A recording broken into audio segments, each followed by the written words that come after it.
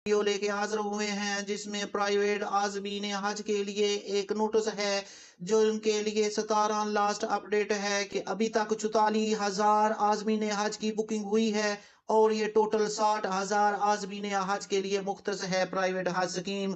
तो इसमें 16,000 आज़मीन हज अभी भी मजीद चाहिए।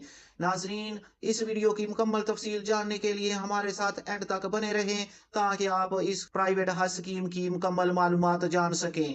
नाजरीन, अगर अभी तक आपने इस चैनल को सब्सक्राइब नहीं किया तो ये आपके सामने इस चैनल का सब डैशबोर्ड है जिस पे आप देख सकते हैं कि गवर्नमेंट की स्कीम, एजुकेशनल न्यूज़ और हज के मुतल्लिक अपडेट्स आपको सबसे पहले इसी चैनल पर मिलेगी।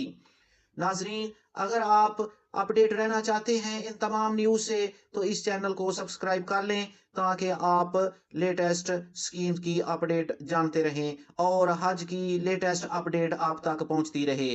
नाजरीन, बढ़ते हैं अपनी वीडियो की तरफ।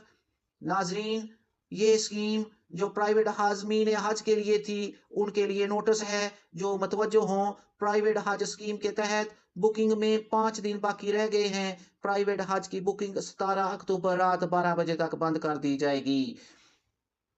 नाजरीन, आज जब ये वीडियो अपलोड हो रही है तो 16 अक्टूबर हो चुका है, तो आपके लिए सिर्फ एक दिन बाकी है इस स्कीम में जिसके तहत